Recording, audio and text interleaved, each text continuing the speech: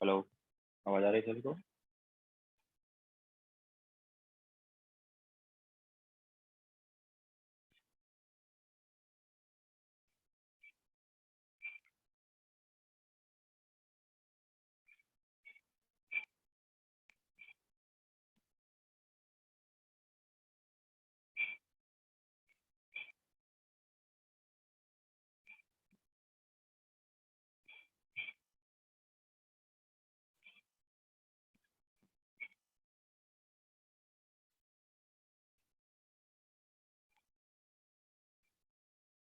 Good morning to all. तो last lecture में हमने इक्विवेलेंट वेट वगैरह स्टार्ट किया था एंड इक्विवेलेंट वेट में हमने बताया था कि ये होता है molar mass by N. Okay, so what is molar mass? तो मोलार मास तो पता है 1 मोल का mass. And what is N factor? तो एन फैक्टर अभी हम यहाँ पर तुम्हें बताएंगे कि कैसे निकालते हैं। ठीक है, सो नेक्स्ट स्टडी डालो।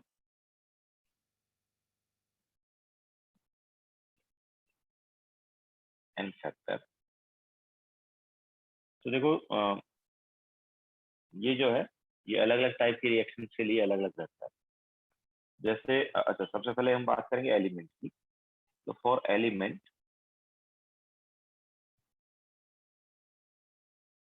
एन फैक्टर जो है ये रहता है वैलेंस। अगर हमें एलिमेंट के लिए निकालना है तो वहां पर एन फैक्टर क्या रहेगा? वैलेंस ही रहेगा। जैसे हमें मान लो एन फैक्टर बताना है एन का, तो एन का क्या हो जाएगा? 1। अगर हमें एन फैक्टर चाहिए एम का, तो क्या हो जाएगा? 2। क्लोरीन सॉरी कैल्शियम का 2, के एल का 3। ठीक है, तो इस टाइप से हम क्या निकाल सकते हैं? एन फैक्टर निकाल सकते हैं। ऑक्सीजन का 2, ऑक्सीजन का भी वैलेंस क्या होता है? 2 होता है। तो ये हमारे पास एन फैक्टर हो जाएगा एलिमेंट। ओके, इसके अलावा एसिड के लिए एन फैक्टर क्या होता है? और एसिड एन फैक्टर होता है number of replaceable H positive.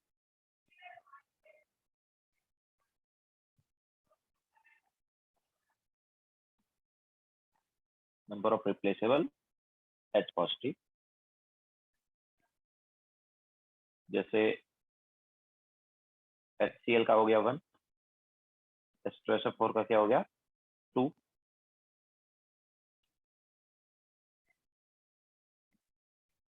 ठीक है, H3PO4 का क्या हो गया? 3। H3PO3 का क्या होगा? H3PO3 का एन फैक्टर क्या होगा? तो यहाँ पर तुम्हें लगेगा कि 3 हाइड्रोजन जो है रिप्लेसेबल है, लेकिन ऐसा नहीं है। यहाँ पर 2 ही हाइड्रोजन रिप्लेसेबल होते हैं। क्यों? क्योंकि इसका जो स्ट्रक्चर है वो कुछ ऐसा होता है।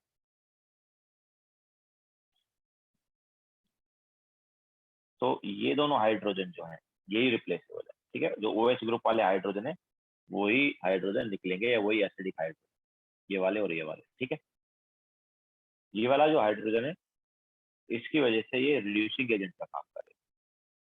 ओके, इसके अलावा H3PO2 की अगर हम बात करें तो उसका एन फैक्टर 1 ही होता है। H3PO2 का एन फैक्टर क्या होता है? 1 होता है। ओके, H3PO2 का एन फैक्टर 1 होता है। इसका रीजन क्या है? क्योंकि यहाँ पर एक ही हाइड्रोजन जो है रिप्लेसेबल, मतलब यहाँ पर एक ही OH ग्रुप है, बाकी दोनों हाइड्रोजन जो है वो डायरेक्टली यहाँ पर फॉस्फोरस से अटैच। ओके, तो यहाँ पर ये वाला OH ग्रुप जो है ये निकले, इससे हाइड्रोजन निकलेगा। तो यहाँ पर एक ही H पॉजिटिव रिप्लेसेबल है और लास्ट वाले में 2 H positive replaceable. Okay, so number of H positive कितने रिप्लेस हो सकते हैं? वही होगा एसिड का एन फैक्टर। ये Siddharth, this is first slide. देखो फिर आगे चलते हैं।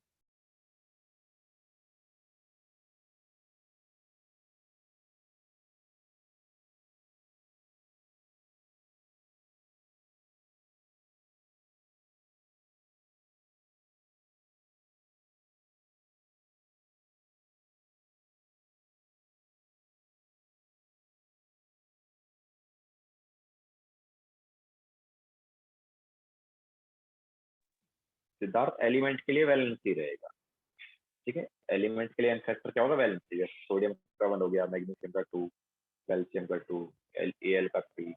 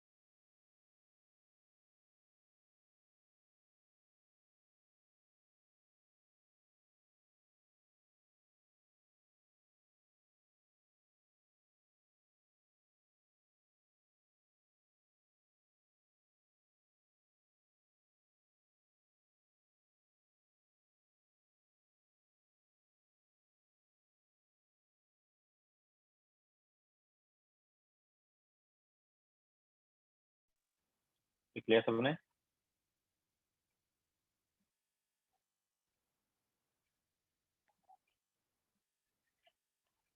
नाउ बेस के लिए, जैसे एसिड के लिए एन फैक्टर था वैसे ही बेस के लिए रहेगा। तो एसिड के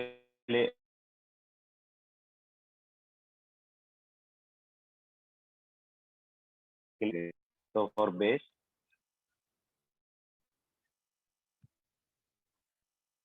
के लिए होगा number of replaceable OH minus, ठीक है।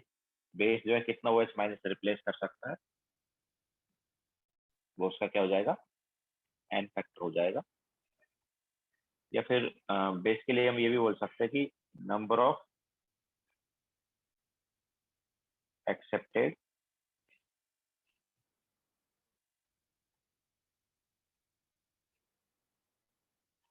वो एक्चुअली कुछ बहुत कम एसिड के लिए होगा, जैसे NH3 सॉरी बहुत कम बेस के लिए होगा, और रिएक्शन के हिसाब से देख लेंगे, ठीक है। तो number of replaceable OH negative, तो NaOH का क्या होगा 1, KOH का क्या होगा 1, MgOH होल ट्वाइस का क्या होगा 2, COH होल ट्वाइस का क्या होगा 2, AlOH होल ट्वाइस का क्या होगा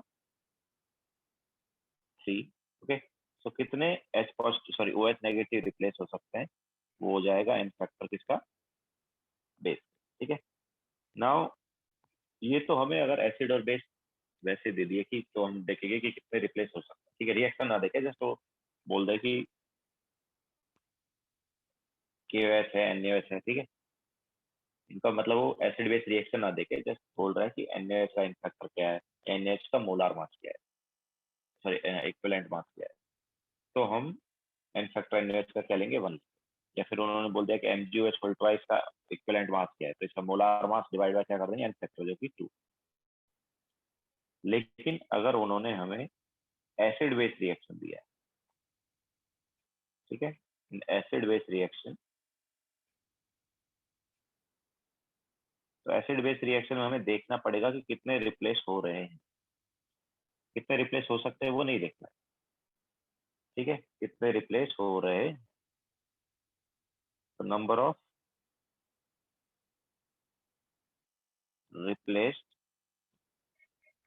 H पॉजिटिव और OH नेगेटिव, ऑब्वियसली एसिड के लिए H पॉजिटिव एंड बेस के लिए OH नेगेटिव। जैसे मान लो हमारे पास रिएक्शन है NaOH प्लस H2SO4। अब देखो यहाँ पर हम साफ साफ देख सकते हैं यार, NaOH का फैक्टर 1 और H2SO4 का क्या 2, क्योंकि H2SO4 दो H पॉजिटिव रिप्लेस कर सकता है, लेकिन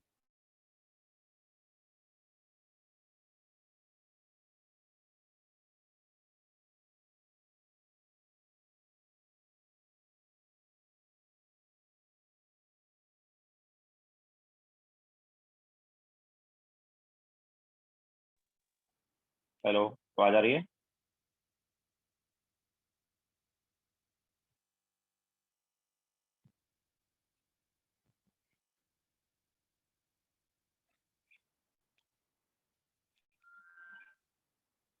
बेस वाला लिख लिया था क्या?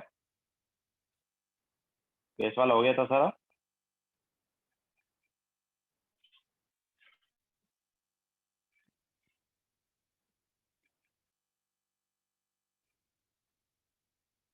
ओके, चलो एक बार फिर से लिख देते हैं। तो एक बार फिर से लिख देते हैं, कोई बात नहीं। तो बेस क्या था? मैं बताया था कि बेस के लिए O H negative. Voice lag हो रहा है?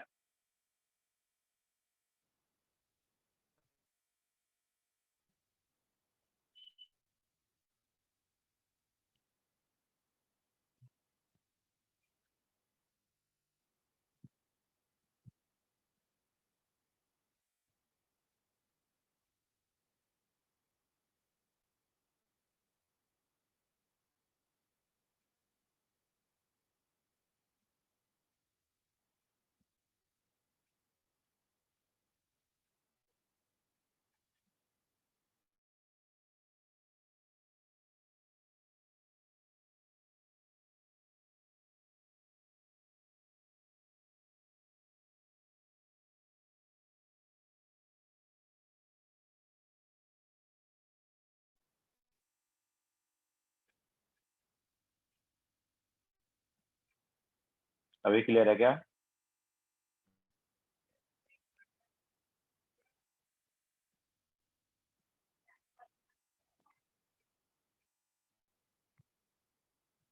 ओके, ठीक है। सो बेस के लिए हो गया number of replaceable O H negative. तो हमने बताया था जैसे क्यू एच का 1 हो जाएगा, एन एच का 2 हो जाएगा, सॉरी एन एच का भी 1 हो जाएगा, M G O H hold price का क्या हो जाएगा? 2 हो जाएगा, उससे 2 ओ एच रिप्लेस हो सकते हैं। Similarly C A O H hold price जो है उसका भी 2 हो जाएगा, A L O H hold price का 3 हो जाएगा। ठीक है। तो बेस जो है कितने ओ एच रिप्लेस कर सकता है वो उसका एन फैक्टर है। लेकिन अगर हमें एसिड बेस रिएक्शन दिया तो हम ये देखेंगे कि कितने रिप्लेस हो रहे हैं। ठीक है। तो in acid base reaction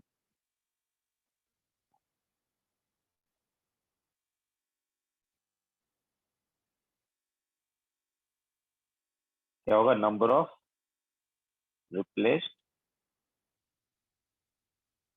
H positive and O H negative. ठीक है। एसिड के लिए एच पॉजिटिव, बेस के लिए ओ एच। तो हम एग्जांपल ले रहे थे कि एन ए ओ एच जो है plus H two S O four की अगर हम बात करेंगे तो देखो H two S O four का एन फैक्टर 2 होगा, एन एच का 1 होगा। लेकिन वो कब? जब हम एसिड बेस रिएक्शन ना लेके जस्ट इंडिविजुअली पूछे कि एन एच और H two S O four का एन फैक्टर क्या है तब। लेकिन अगर एसिड बेस रिएक्शन दी हुई है तो हमें ये देखना है कि कितने रिप्लेस हो रहे हैं। ठीक है। तो मान लो हमारे पास रिएक्शन ये है, तो इस रिएक्शन में कितने रिप्लेस हुए यार? तो एनएच का तो एक ओएच रिप्लेस हो गया ऑब्वियसली, एनएच से एक ओएच निकल गया। लेकिन H two S O four से देखो कितना है, दो दो एच नहीं निकल रहा है। H two S O four से एक ही एच निकल रहा है ना?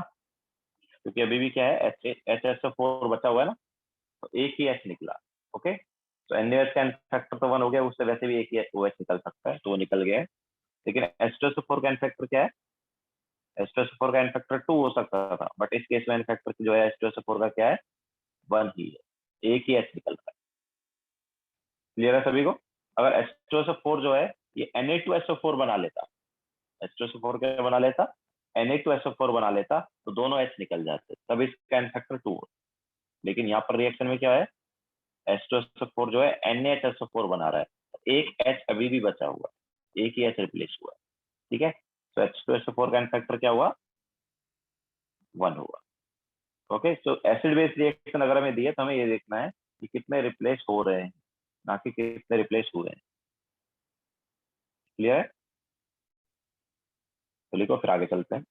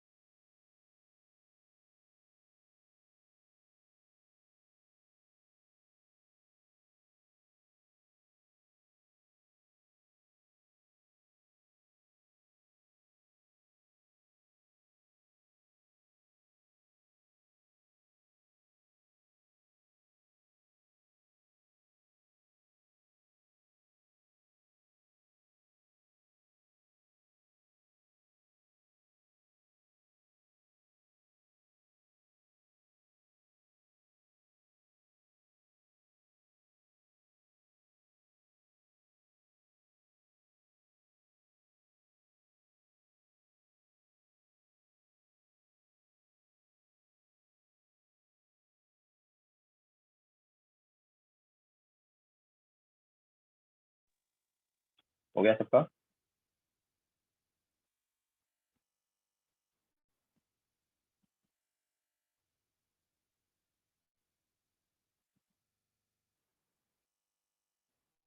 नाउ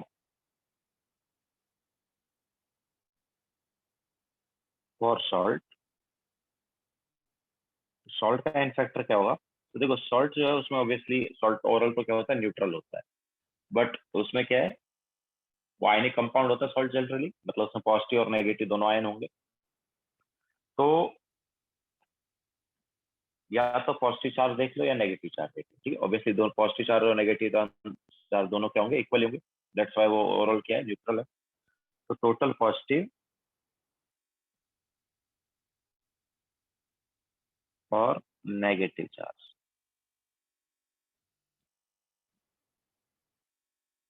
ठीक है। सॉल्ट में टोटल पॉजिटिव और टोटल नेगेटिव चार्ज कितना है, वही उसका एन फैक्टर होगा। जैसे NaCl, तो NaCl में देखो Na प्लस और Cl माइनस, तो एन फैक्टर क्या होगा, 1, +1 है और माइनस, ठीक है।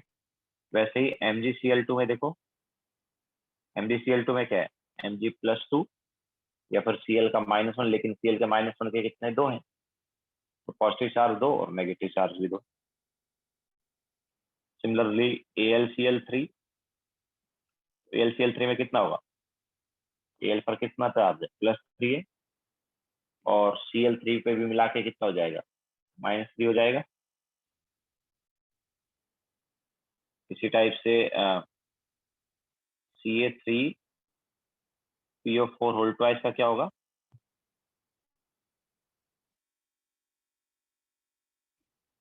Ca3PO4 होल ट्वाइस का क्या होना चाहिए,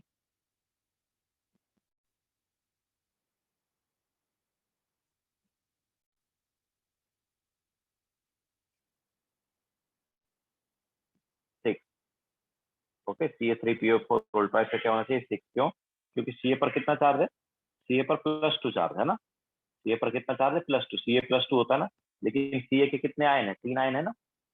okay, so total positive charge 6 हो गया और टोटल नेगेटिव चार्ज भी 6 हो गया। क्यों, कैसे टोटल नेगेटिव 6 कैसे हुआ, क्योंकि PO4 पर -3 होता है, तो PO4 पर -3 और उसके कितने आयन है, 2 आयन। ओके, तो टोटल पॉजिटिव और टोटल नेगेटिव क्या हो गया, 6। सिमिलरली Na2CO3 का क्या होगा,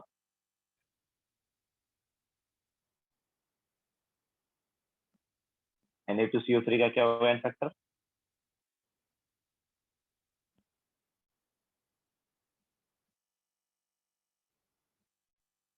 Na पर कितना चार्ज होता है, +1 होता है ना, Na पर +1 होता है और उसके 2 आयन है, तो ये क्या हो गया, +2 हो गया। सिमिलरली CO3 का एक ही आयन है और CO3 क्या है, कार्बोनेट, उस पर कितना चार्ज होता है, 2 माइनस होता है, ठीक है।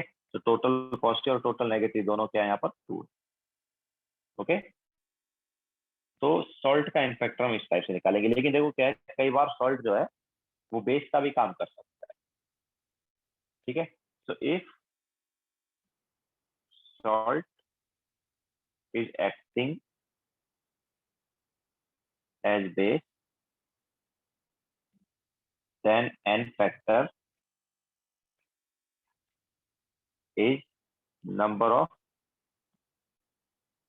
accepted H पॉजिटिव आयन, ठीक है। तो ऐसे केस में सॉल्ट कितना H पॉजिटिव एक्सेप्ट कर रहा है, वो उसका क्या हो जाएगा, n फैक्टर हो जाएगा, ठीक है। जैसे मान लो हमारे पास रिएक्शन है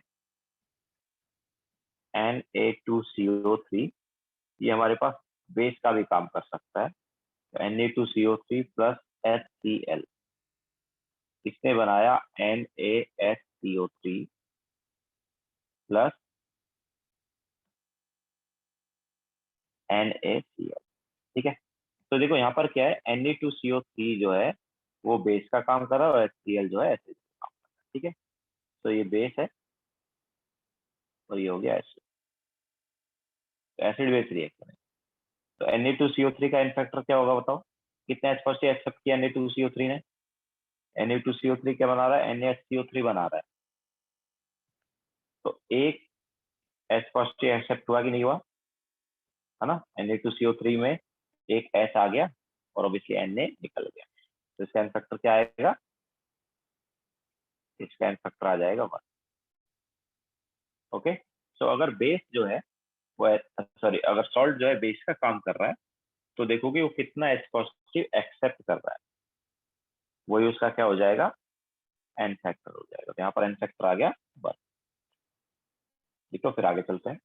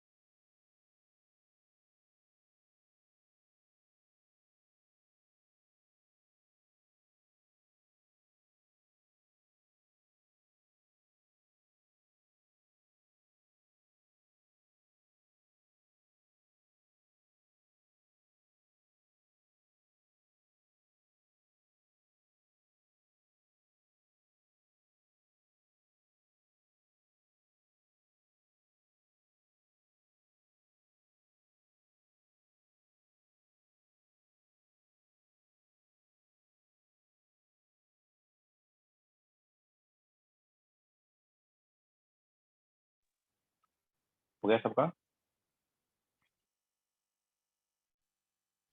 नाउ नेक्स्ट हम लेंगे रिडॉक्स रिएक्शन का। तो इन redox reaction,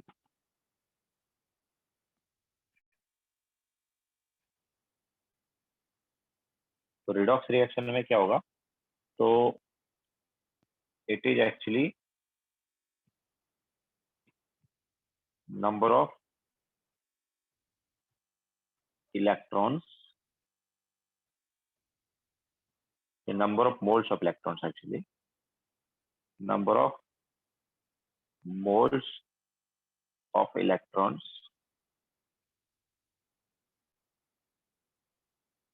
gained or lost per mole of molecule or ion। ठीक है, पर मोल ऑफ मॉलिक्यूल और आयन ने कितने मोल्स ऑफ इलेक्ट्रॉन गेन किए या लूज किए, वो उसका क्या होगा, N factor.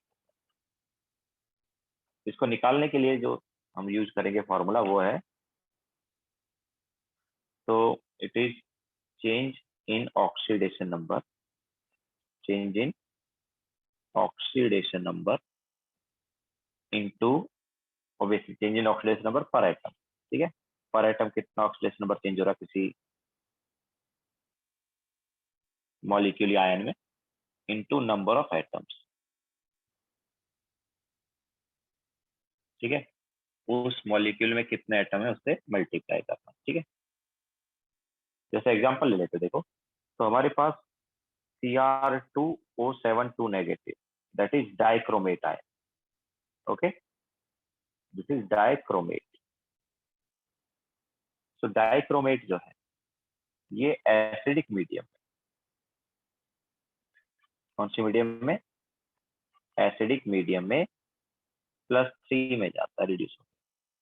Okay, Cr2O72 negative. अच्छा, अभी हम कुछ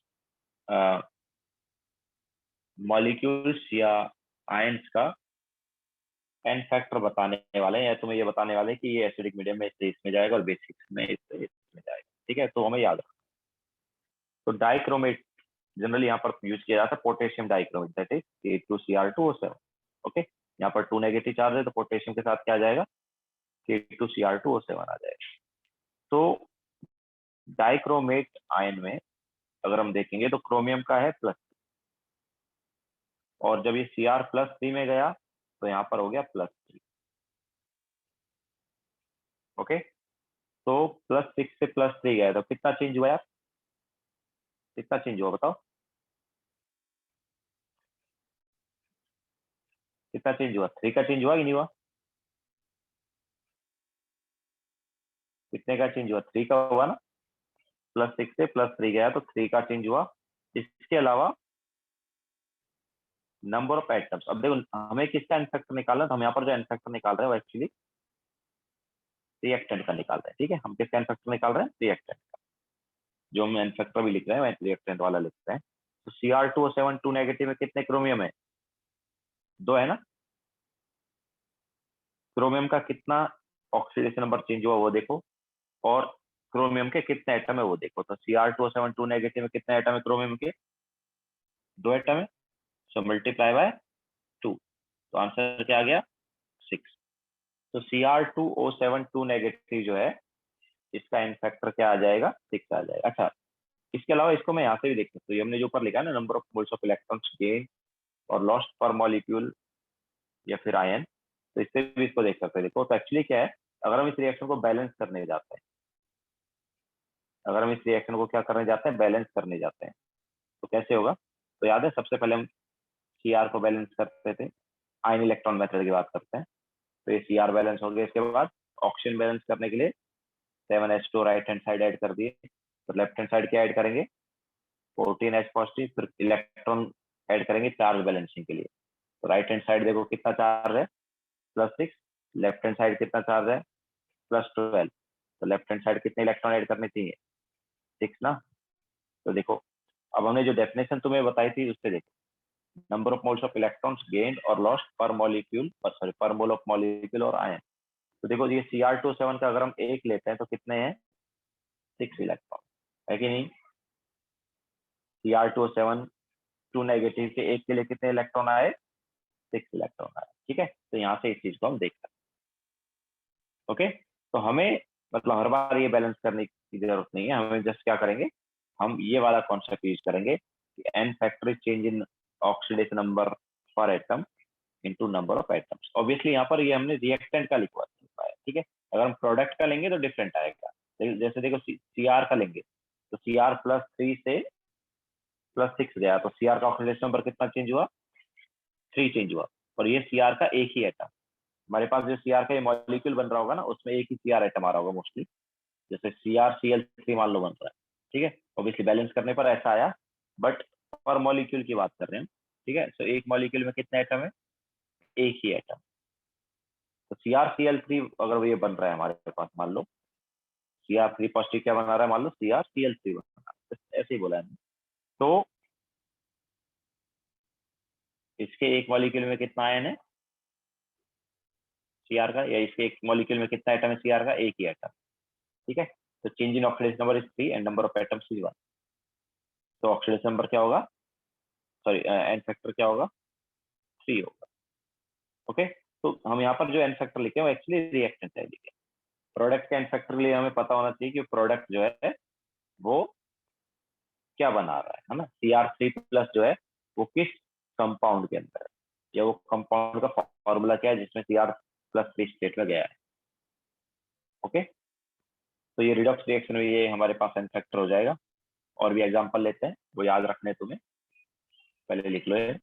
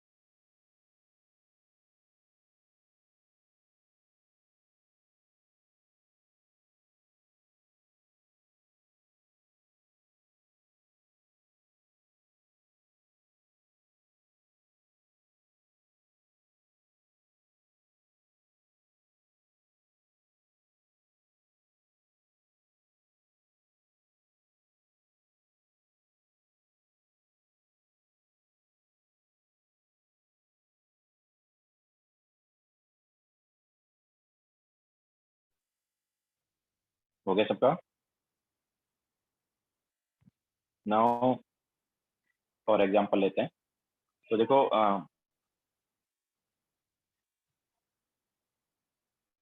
C2O4 2 negative, that is oxalate ion. Oxalate, oxalic acid ना, ऑक्जालेट होता है ना, स्पेलिंग क्या है? ऑक्जेलिक एसिड का जो ऑक्जिलेट आयन है उसका स्पेलिंग क्या होगा?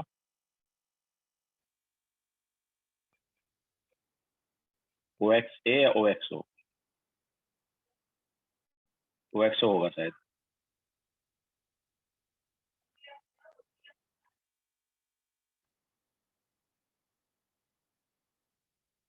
ऑक्जालेट है, OXA है। ऑक्जालेट आयन जो है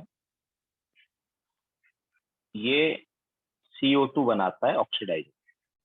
तो C2O4 2 नेगेटिव, अच्छा यहाँ पर कोई मीडियम का कुछ नहीं है, तो +3 से यहाँ पर कार्बन का +3 है। C2O4 2 नेगेटिव में कार्बन क्या है? +3 है, और CO2 जो है उसमें कार्बन +4 है। ठीक है, तो चेंज कितने का हुआ? चेंज हुआ 1 का। और जैसे मैंने बताया हम एन फैक्टर लिखेंगे यहाँ पर किसका? रिएक्टेंट का ही लिखते हैं। ठीक है, चेंज 1 का हुआ है। और कार्बन के कितने आइटम है रिएक्टेंट में? 2 आइटम है ना, तो मल्टीप्लाई बाय 2, तो एन फैक्टर क्या आ गया? 2 आ। Okay, now MnO4 negative. तो MnO4 नेगेटिव आयन जो है it is परमैग्नेट ion. It is परमैग्नेट ion. तो परमैग्नेट आयन जो है ये अलग अलग मीडियम में अलग अलग जाता है।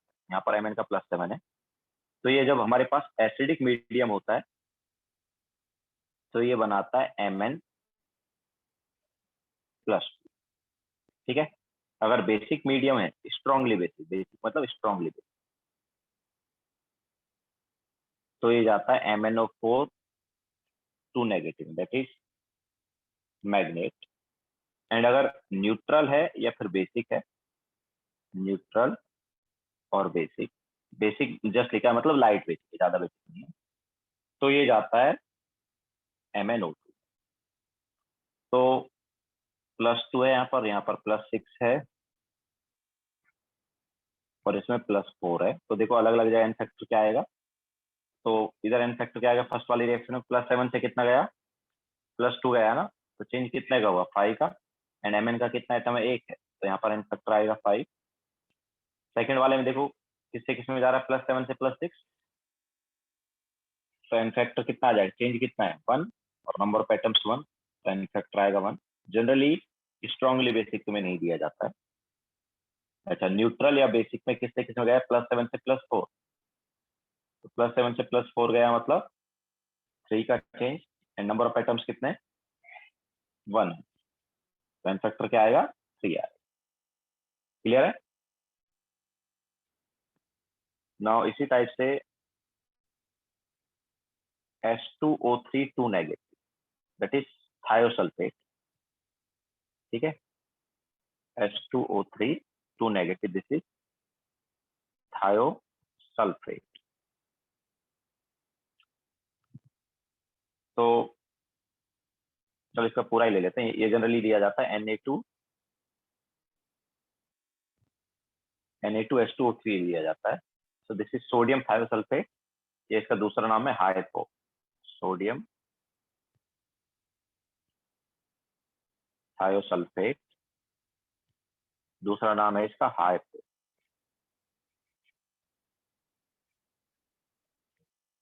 ठीक है, हाइपो सॉल्यूशन बोल देते हैं इसको, हाइपो सॉल्यूशन। तो Na2H2O3 जो है ये भी अलग अलग मीडियम में अलग अलग बनाता है। तो अगर हम यहाँ पर बेसिक मीडियम लेंगे तो ये बनाता है SO4 2 नेगेटिव, और अगर हम एसिडिक मीडियम लेंगे तो ये बनाता है S4O6 2 नेगेटिव। ठीक है, तो अब पहले इसका देखेंगे ऑक्सीडेशन नंबर यहाँ पर क्या है। तो यहाँ पर इसका ऑक्सीडेशन नंबर होता है +2। ठीक है, इसमें ऑक्सीडेशन नंबर क्या है? इसका +2 है। जब प्रोडक्ट बनाया तो अगर SO4 2 नेगेटिव बना रहा है जो कि बेसिक मीडियम में बनाएगा, तो वहां पर ऑक्सीडेशन नंबर है इसका +6,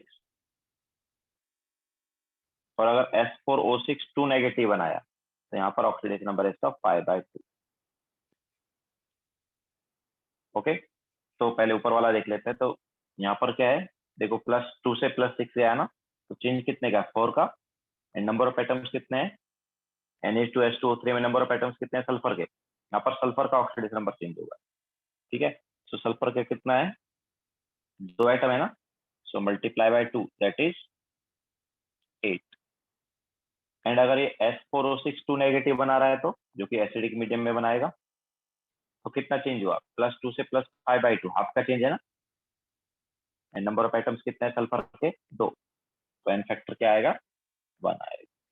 ठीक है, तो ये हमारे पास कुछ एन फैक्टर आए जो हमने बताया कि कैसे आ रहे हैं। तो एन फैक्टर निकालने का तरीका क्या है, चेंज इन ऑक्सीडेशन नंबर पर एटम क्या है वो देखो, एंड देन उसे multiply by number of atoms कर दो उस एलिमेंट के। ओके, मॉलिक्यूल में उस एलिमेंट के कितने एटम है, वो एटम लेने और उससे मल्टीप्लाई करना। तो तुम्हें ये चीज याद रखनी है कि हमारे पास जो हमने सब्सटेंस लिखा है रिएक्टेंट साइड, वो किससे किस में जाते हैं, एसिडिक एंड बेसिक मीडियम। ठीक है, क्योंकि जनरली तुम्हें ये इन्फॉर्मेशन नहीं दी जाएगी, तुम्हें जस्ट मीडियम दे दिया जाएगा। ओके, तुम्हें जस्ट मीडियम दे दिया जाएगा, और तुम्हें जैसे दे दिया पर मैग्नेट आयन, तो एसिडिक मीडियम में लिया, तो तुम्हें खुद को पता होना चाहिए कि वो एसिडिक मीडियम में किस में जाता है, Mn+2 में जाता है। ओके, तो लिखो, फिर आगे चलते हैं।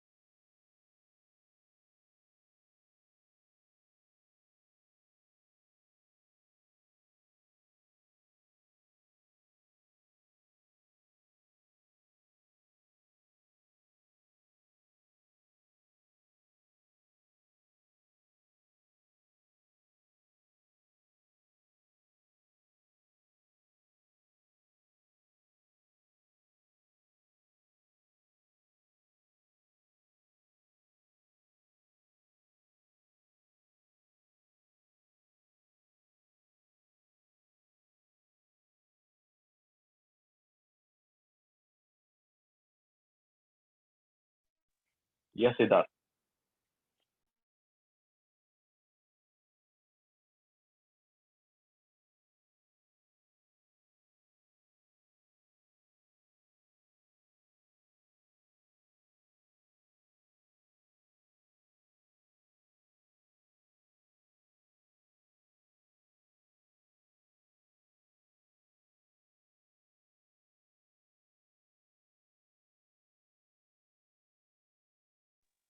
वैसे जनरली क्वेश्चन में एसिडिक मीडियम ही दिया जाता है, बट कभी कभी वो बेसिक भी दे सकते हैं। ठीक है, सिद्धार्थ रिएक्टेंट में नंबर ऑफ एटम्स का मतलब हम किसका एन फैक्टर निकाल रहे हैं वो देखना है। ठीक है, अगर हम रिएक्टेंट का एन फैक्टर निकाल रहे हैं तो रिएक्टेंट में नंबर ऑफ एटम्स कितने हैं उस एलिमेंट के। अगर हम प्रोडक्ट वाले का निकाल रहे हैं, प्रोडक्ट में जो मॉलिक्यूल भी आयन बन रहा है उसमें नंबर ऑफ एटम्स कितने हैं। ओके, तो ये जो हमने एन फैक्टर लिखे हैं सभी रिएक्टेंट के लिए, प्रोडक्ट का एन फैक्टर भी लिख सकते हैं।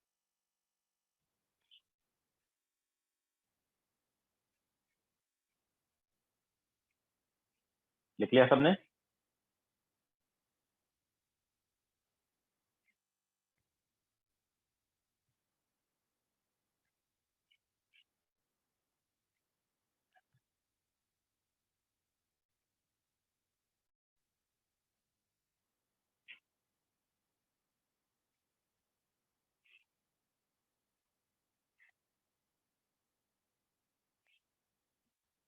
तो ये हमारे पास हो गया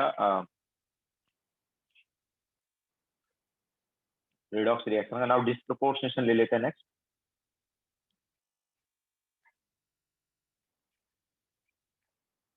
तो इन disproportionation reaction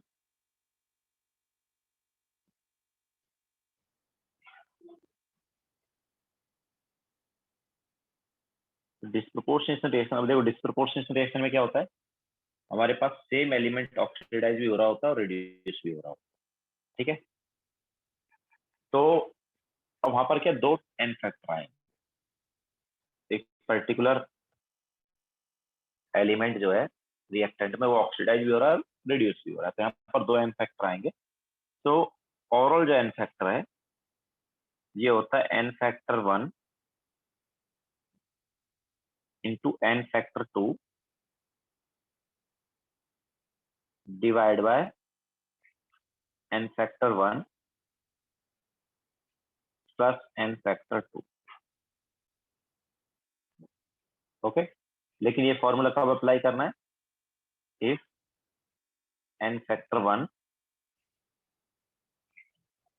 is not equal to N factor,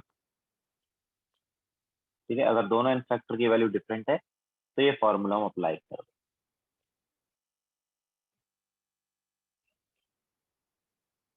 okay, जैसे मान लो हम एग्जांपल लेते हैं, Br2 gives Br negative plus BrO3 negative. Okay, तो यहाँ पर 0 है, यहाँ पर -1 हो गया, यहाँ पर +5 हो गया, तो ये अपने पास क्या हो गया, this is reduction and this is oxidation, है ना। सो एन फैक्टर 1 क्या है, एन फैक्टर 1 ले लेते हैं रिडक्शन के लिए, तो कितना है देखो, चेंज कितना हो, 0 से -1, तो 1 का चेंज है, इंटू Br2 में कितने Br एटम है, 2, तो 1 का चेंज है, इंटू नंबर ऑफ एटम्स 2, तो एन फैक्टर क्या आ गया, 2 आ गया। व्हाट अबाउट एन फैक्टर 2, तो 0 से कितना गया, +5, कितना चेंज है, 5, एंड नंबर ऑफ एटम्स कितने Br के, 2, तो कितना आ गया, 10 आ गया। सो ओवरऑल एन फैक्टर क्या होगा, तो N factor 1 into N factor 2 divide by N factor 1 plus 2, तो ये हमारे पास क्या आ गया, दैट इज 10/6 या 5/3। ओके, तो ये हमारे पास ओवरऑल एन फैक्टर हो जाएगा Br2। क्लियर है। तो डिस्प्रोपोर्शनेशन रिएक्शन में ये फॉर्मूला हम अप्लाई कर देंगे, लेकिन कब करेंगे, जब दोनों एन फैक्टर का वैल्यू क्या है, डिफरेंट। ओके, तो लिखो, फिर आगे चलते हैं।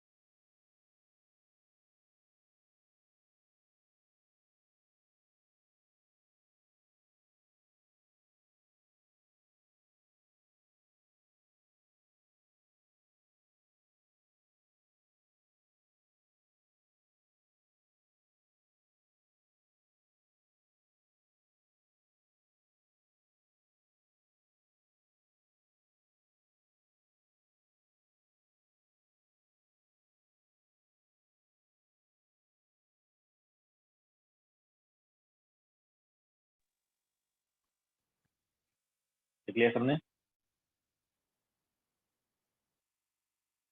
तो ये हमारे पास एन फैक्टर हो जाएगा, लेकिन कब? जब दोनों एन फैक्टर की वैल्यू डिफरेंट हो। लेकिन अगर दोनों एन फैक्टर सेम हुए देन तो उन्हीं को हम उसी का ऑब्वियसली ओवरऑल एन फैक्टर बोल देंगे। इफ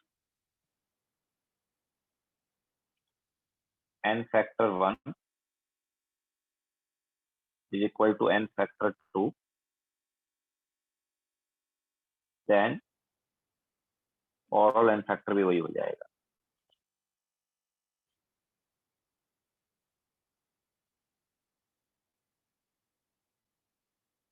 ठीक है। सो जैसे H2O2 gives H2O plus O2। तो H2O2 जो है इसमें ऑक्सीजन का ऑक्सीडेशन नंबर -1 है, H2O में -2 है और O2 में 0 है। तो ये देखो क्या हो रहा है, दिस इज रिडक्शन एंड ये क्या हो रहा है, ऑक्सीडेशन। ठीक है। तो एन फैक्टर 1 क्या है? एन फैक्टर 1 क्या है? चेंज कितने का हुआ? -1 से -2 गया ना, तो 1 का चेंज है ना। एंड नंबर ऑफ एटम्स कितने हैं इसमें? 2 है। ठीक है। सिमिलरली एन फैक्टर 2 क्या आएगा? देखो चेंज क्या हुआ, -1 से 0। ओके, तो चेंज कितने का हुआ? 1 का। और नंबर ऑफ एटम्स कितने हैं? 2। तो एन फैक्टर 1 भी 2 आ रहा है और number of, sorry, N factor 2 भी 2, मतलब 2 भी 2 आ रहा है। ठीक है। तो दोनों एन फैक्टर जो है उनकी वैल्यू क्या आ रही है? सेम आ रही है। तो वही हमारे पास क्या हो जाएगा, ओवरऑल एन फैक्टर हो जाएगा। ओके। तो यहाँ पर हम फॉर्मूला अप्लाई नहीं करें।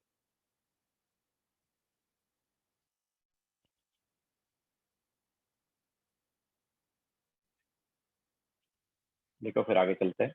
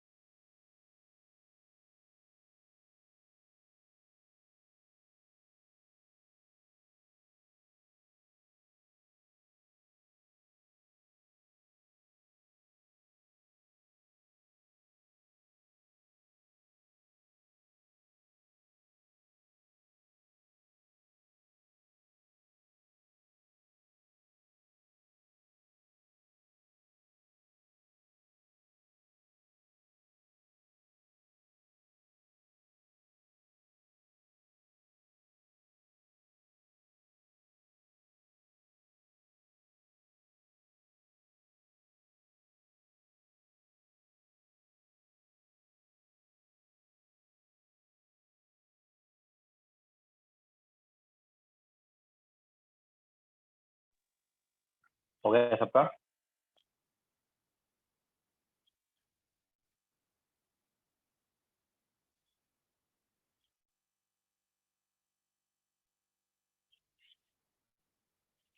नाउ क्वेश्चन करो।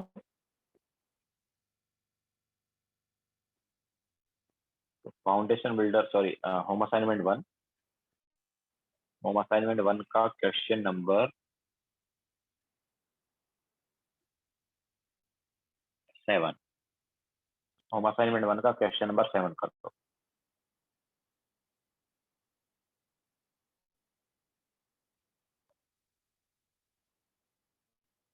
Number of moles of electron change per mole of PbN3 whole twice, मतलब n फैक्टर ही निकालना है।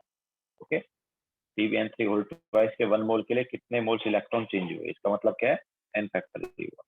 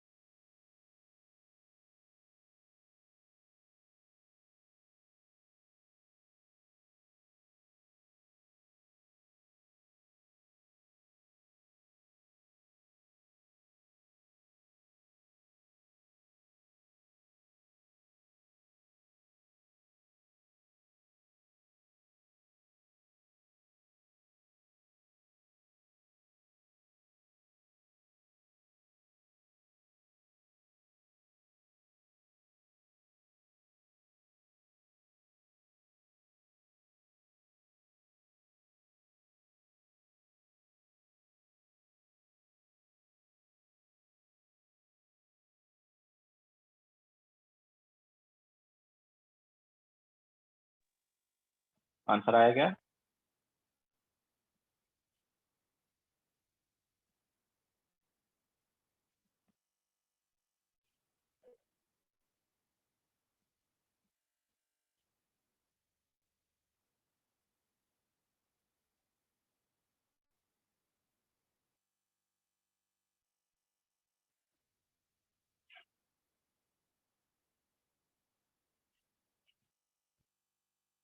कराएं क्या?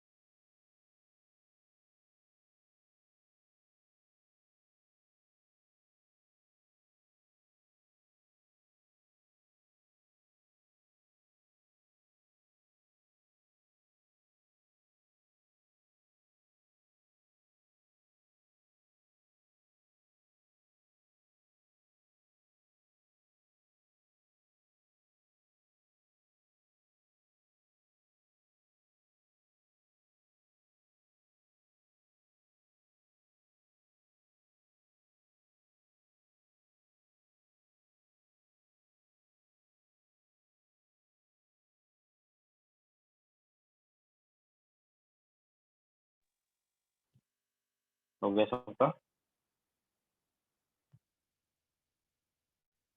चलो कराते हैं, देखो। तो हमें यहाँ पर दिया है PB N3 whole twice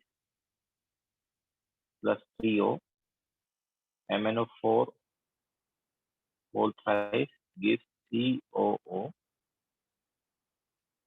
plus MnO2 plus Pb3O4 plus NO। ठीक है, तो हमें एन फैक्टर इसका निकालना, PbN3 होल ट्वाइस का, इसका नहीं निकालना। तो इसका ऑक्सीडेशन नंबर वगैरह लेने की हमें जरूरत नहीं है। तो PbN3 होल ट्वाइस में Pb और N का ऑक्सीडेशन नंबर क्या है, देखो। तो एक्चुअली क्या होता है, N3 माइनस आयन जो है ये होता है एजाइड आयन। ये कौन सा आयन है? Azide ion. तो N3 पर -1 चार्ज है, याद है। ठीक है, तो N3 पर मतलब पूरे, मतलब 3 नाइट्रोजन पर मिलाकर क्या है, -1 चार्ज है। तो एक नाइट्रोजन का क्या होगा? तो 3x should be equal to क्या आना चाहिए? -1 ना। तो एक का क्या हो गया? -1/3 हुआ। ओके, तो यहाँ पर नाइट्रोजन का जो ऑक्सीडेशन नंबर है -1/3 है। इसके अलावा पीबी का ऑक्सीडेशन नंबर क्या है? तो N3 पर -2 चार्ज है, तो पीबी पर कितना चार्ज हुआ? +2 हुआ ना। ओके, तो पीबी और नाइट्रोजन पर, ये मतलब पीबी और नाइट्रोजन का ये हो गया ऑक्सीडेशन। पीबी का +2 है और नाइट्रोजन का -1/। ओके, अच्छा। अब पीबी और नाइट्रोजन प्रोडक्ट में कहा है? सो पीबी और नाइट्रोजन प्रोडक्ट में देखो किधर है। प्रोडक्ट में एक तो है पीबी, तो PB3O4 में, और नाइट्रोजन किधर है? NO में। सो PB3O4 में पीबी का क्या ऑक्सीडेशन नंबर? तो यहाँ पर जब पीबी का ऑक्सीडेशन नंबर निकालेंगे, ऑक्सीजन का -2 लेंगे, तो उससे पीबी का आ जाएगा +8/3। ओके, तो ये पीबी का ऑक्सीडेशन नंबर हो गया। इसके अलावा नाइट्रोजन का क्या है एनओ में, तो ऑक्सीजन का -2, तो नाइट्रोजन का क्या हो गया, +2 हो गया। ओके, तो एन फैक्टर क्या होगा देखो, तो देखो पीबी जो है वो भी ऑक्सीडाइज हो रहा है और नाइट्रोजन भी ऑक्सीडाइज हो रहा है, दोनों ऑक्सीडाइज हो रहे हैं। ओके, तो एन फैक्टर क्या आएगा, तो दोनों ऑक्सीडाइज हो रहे हैं तो दोनों का एन फैक्टर ऐड कर दो। तो पीबी जो है 8/3 गया, 2 से 8/3 गया तो कितना चेंज है, 2 से 8/3 गया तो कितना चेंज होगा, 8/3 -2 कर देते हैं, × 1 करेंगे, है ना, पीबी का 1 एटम प्लस एनओ में देखो, अब नाइट्रोजन का देखो कहां से गया, -1/3 से 2 गया, तो -1/3 से 2 गया तो कितना चेंज आया, 2 माइनस माइनस प्लस हो गया, तो 2 + 1/3 का चेंज आया। नंबर ऑफ एटम्स नाइट्रोजन के कितने हैं, 6 है। Number of atoms of nitrogen कितने हुए, 6 हो गए इसके, ठीक है। तो पीबी का 1 एटम था और नाइट्रोजन के 6 एटम, तो क्या आ जाएगा, तो इट इज 2/3 प्लस सेकंड वाले पार्ट में क्या है, सेकंड वाले पार्ट का हो गया 7/3 × 6, तो कितना आ गया, 2/3 प्लस 14, दैट इज 44/3। ओके, तो ये आ गया इसका आंसर।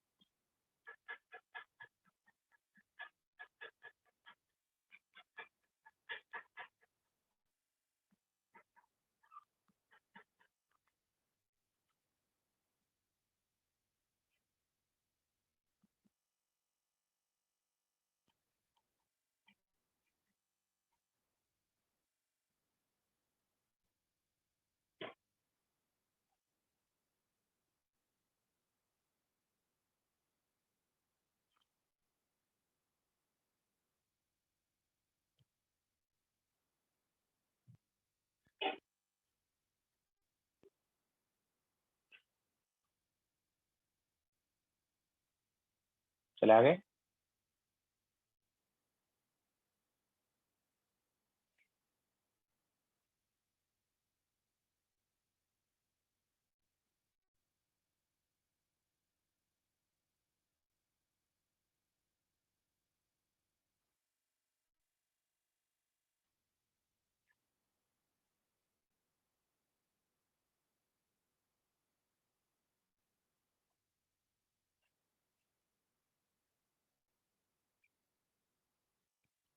नाउ मैट्रिक्स मैच जो है उसका एक क्वेश्चन लेते हैं। मैट्रिक्स मैच का क्वेश्चन नंबर 1 का फर्स्ट पार्ट ही करोगे। फर्स्ट पार्ट मतलब कि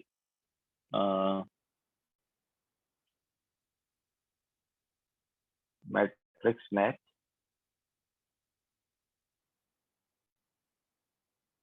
question number 1, and question number 1 में भी कॉलम 2 का फर्स्ट पार्ट करो, कॉलम 2 से स्टार्ट करो एंड कॉलम 2 का फर्स्ट वाला क्वेश्चन करो। मतलब हम क्या बोल रहे हैं कि CrI3 जो है वो गया Cr2O7 2 negative and IO4 negative, ठीक है। तो CrI3 का तुम्हें इक्विवेलेंट मास निकालना है। Okay, equivalent mass will be molar mass by N factor, तो बेसिकली एन फैक्टर निकालना है। बताओ क्या होगा।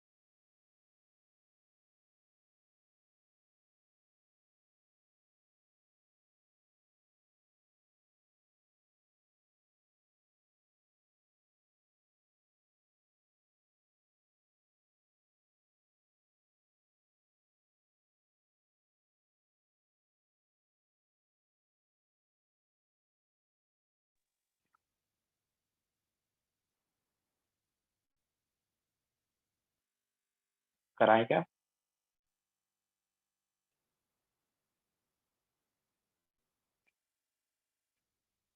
यस प्रशांत, करेक्ट है मोस्टली तुम्हारा। तो देखो करा देते हैं। CrI3 जो है उसमें क्रोमियम का क्या है, +3 और आयोडीन का -1। अब ये Cr2O7 नेगेटिव में देखेंगे क्रोमियम का तो आ गया +6, आयोडीन का IO4- में देखेंगे तो +5। अब देखो क्रोमियम जो है +3 से +6 गया, ऑक्सीडाइज हुआ, एंड आयोडीन जो है -1 से +5 गया, ये भी ऑक्सीडाइज हुआ। +5 नहीं, +7, दिस इज +7 एक्चुअली, सॉरी। या सो -1 से +7 गया, तो ये भी ऑक्सीडाइज हुआ। ठीक है, तो अब देखो अगर हमें CrI3 का एन फैक्टर निकालना है तो चेंज कितना हुआ, क्रोमियम के लिए और आयोडीन के लिए, दोनों के लिए ऑक्सीडाइज हो रहा है, तो दोनों का एन फैक्टर ऐड कर देंगे। तो क्रोमियम का ऑक्सीडेशन नंबर कितना चेंज हुआ, 3, क्रोमियम का एटम 1। देन आयोडीन का कितना चेंज हुआ, -1 से +7, कितना चेंज है, 8 का चेंज है, एंड नंबर ऑफ एटम्स कितने हैं, 3। तो ये आ गया 24 एंड ये आ गया 3, दैट इज 27। ओके, तो CrI3 जो है इसका इक्विवेलेंट मास क्या हो जाएगा, मोलार मास बाय 27। क्लियर है क्या? ठीक है,